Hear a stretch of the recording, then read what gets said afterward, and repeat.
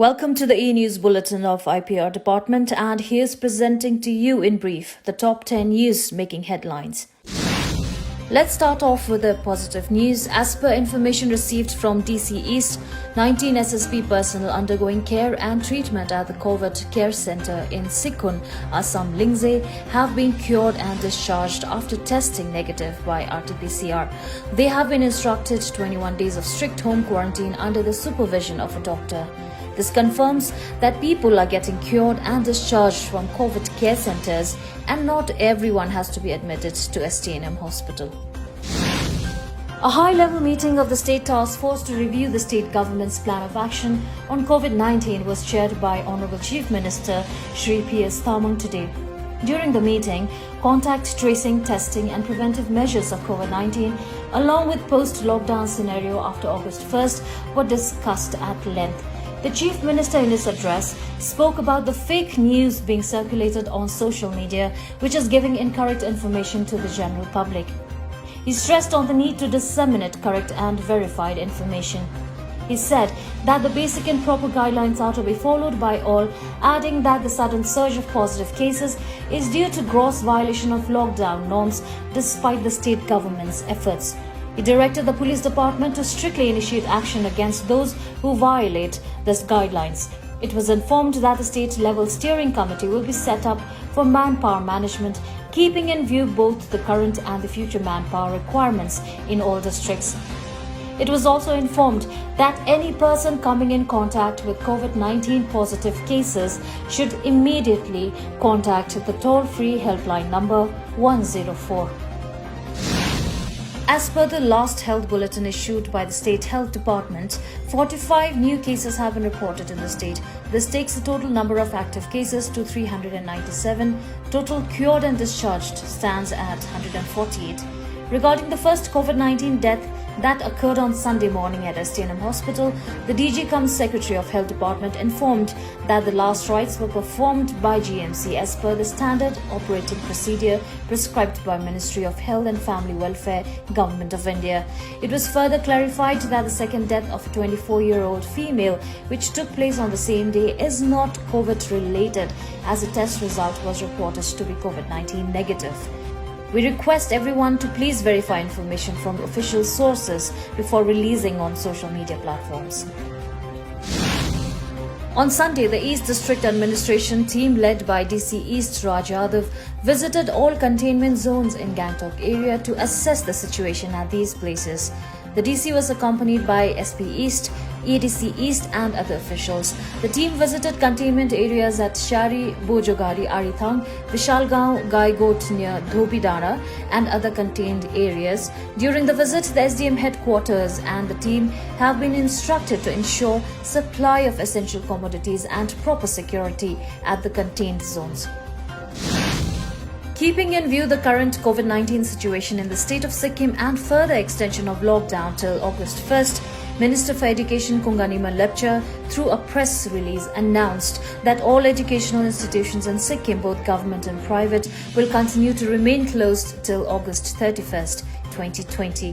He appeals to all the teachers and the students, the parents, to continue with online learning programs, offline mode of learning designed by the department, and homeschooling while maintaining precautions and following COVID-19 protocols.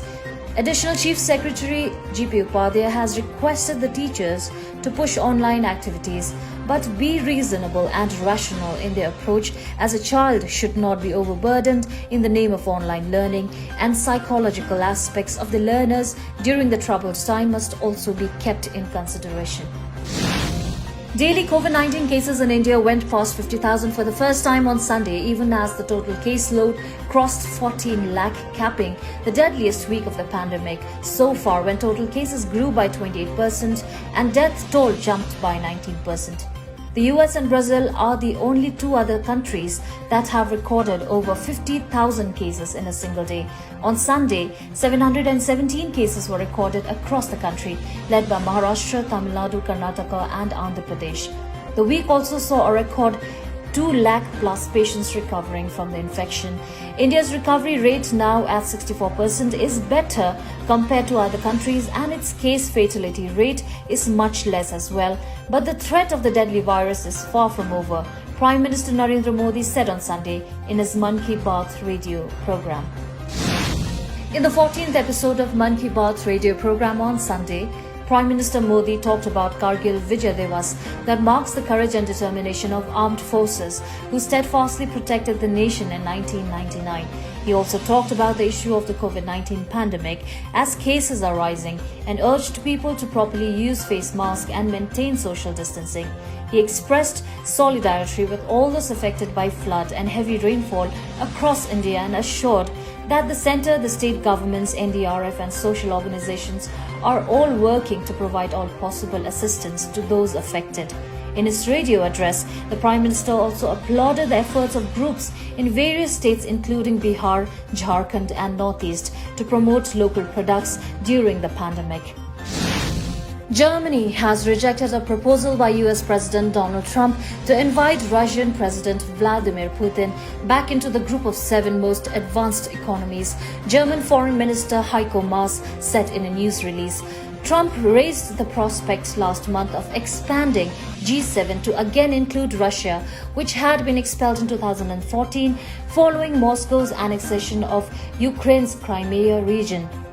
But the Russian foreign minister said that he did not see any chance for allowing Russia back into G7 as long as there is no meaningful progress in solving the conflict in Crimea as well as eastern Ukraine, which means that Russia itself could make the biggest contribution to becoming part of G7 format again by contributing to a peaceful solution in the Ukraine conflict. Russia is still a part of G20, a broader grouping including other emerging market economies. 4 months after an Islamic State-backed attack at a Gurudwara in Kabul's Shore Bazaar that killed at least 25 members of the community, and amid allegations of abductions and forced marriage, 11 Sikhs from Afghanistan have been granted short-term visas by the Indian Embassy in Kabul. It was very warm welcome and tears of joy for the 11 who reached Delhi airport on Sunday. The group is the first of the Afghan minorities who are facilitated by the Indian government to reach India by expeditiously processed visas. The Indian government has announced that it will give Afghan Hindus and Sikhs visas and examine Indian citizenship requests by them. While no details have been given on the rules, India could give citizenship to these Afghan minorities under the Citizenship Amendment Law passed last year in the Parliament. Around 700 Afghan Sikhs and Hindus have registered at the Indian mission in Kabul for transfer to India.